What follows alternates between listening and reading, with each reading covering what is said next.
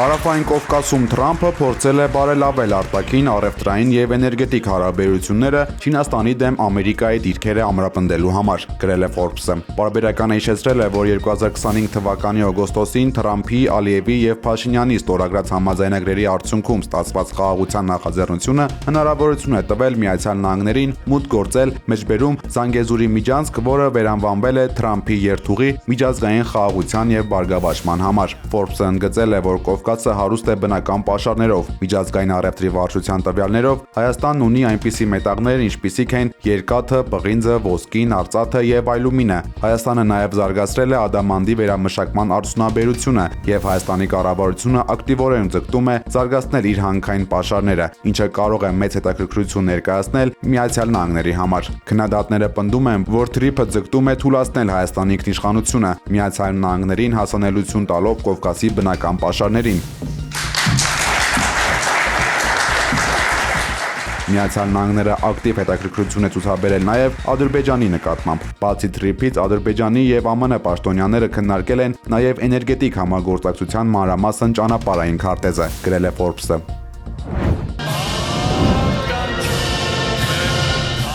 Ֆուտզալի Հայաստանի ազգային հավաքականը պատմական հաղթանակով սկսեց պայքարը Եվրո 2026-ում։ Լիտվայի Կաունաս քաղաքում 2-1 հաշվով առավելության հասնելով Ուկրաինայի ընտրանու նկատմամբ։ Ռուբեն Նազարեթյանի գլխավորած թիմին հաջողվեց կամային հաղթանակ տանել Միհրան Դերմենջյանի հեղինակած դուբլի շնորհիվ, ընդհատելով Ուկրաինայի տպավորիչ հաղթանակների շարքը։ Վերջինս պաշտոնական խաղերում նախորդ պարտությունը կրել էր 2024 թվականին, զիջելով Բրազիլիայի ընտրանուն։ Այս փառահեղ մեկնարկից հետո մեր հավաքականը մրցաշարի երկրորդ տուրում ուժերը կչափի Չեխիայի ընտրանու հետ։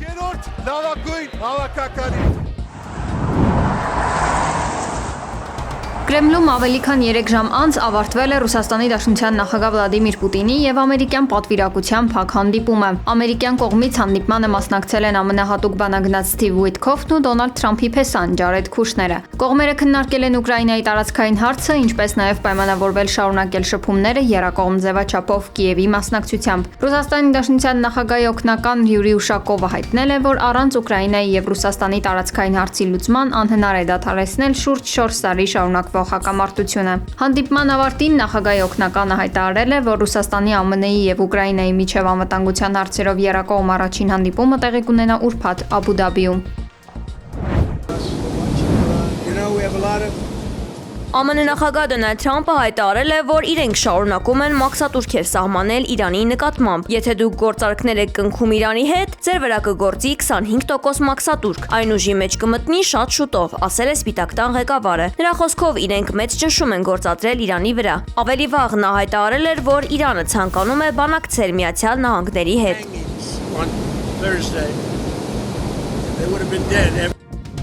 Աշխարհը հոգնել է ծաղրածուներից։ X-ի միկրոբլոգում գրել է Իրանի արտգործնախարար Աբբաս Արաղչին, արձագանքելով Ուկրաինայի նախագահ Վլադիմիր Զելենսկու կոչին։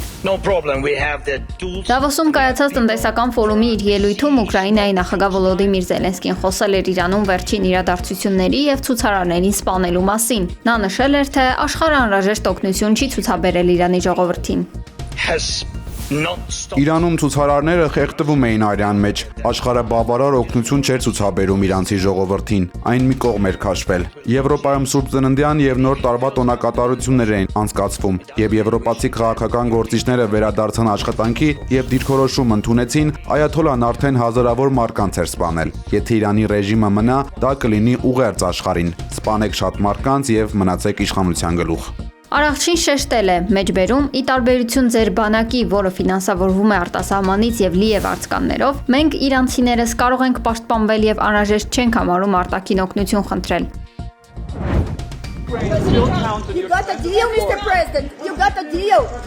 President Trump, can you come to the camera? Good. Look, we have a ways to go. They're meeting with President Putin today, as you know. ԱՄՆ նախագահ Դոնալդ Թրամփը Ուկրաինայի նախագահ Վլադիմիր Զելենսկու հետ հանդիպումից հետո ուղերձ է փոխանցել Ռուսաստանի նախագահ Վլադիմիր Պուտինին, նշելով, որ պատերազմը պետք է ավարտվի։ Թրամփը նշել է, որ Դավոսում իր եւ Ուկրաինայի նախագահի հանդիպումը հաջող է ընթացել։ Սպիտակ տան ղեկավարը նշել է, որ բոլորը ունեն մեկ ցանկություն, եւ դա ռուս-ուկրաինական հակամարտության ավարտն է։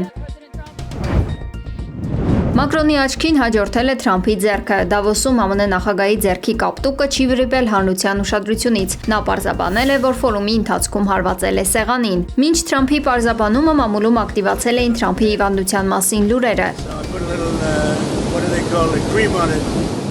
2025 թվականի ամռանը ԶԼՄ-ների ուշադրության կենտրոնում էր հայտնվել Թրամփի աջ ձեռքի կապտուկը։ Սպիտակ տան մամուլի քարտուղար Քերոլայն Լևիթը հայտարարել էր, որ Թրամփի մոտ ախտորոշվել է քրոնիկ երակային անբավարարություն։ Թրամփի բժիշկ Շոն Բարբաբելլան հայտարարության մեջ գրել էր, որ Թրամփի աջ ձեռքի կապտուկները կապված են ասպիրինի օգտագործման եւ հաճախակի ձեռքսեղմումների հետ։ Ռուսաստանի Կրասնոյարսկ քաղաքում մեկ գիշերվա ընթացքում 14 տարեկան երկու երեխայի են առևանգել՝ աղջիկ եւ տղա։ Նրանք երկուսն էլ տնից դուրս են եկել եւ անծանոթ աղջկա հետ հեռացել։ Տղայի հորից $350,000 են պահանջել։ Առևանգությունից ժամեր հետո ծնողին տեսահաղորդագրություն է ուղարկվել, որտեղ տղան խնդրում է հնարավորինս շուտ փոխանցել գումարը, որպեսզի տուն վերադառնա։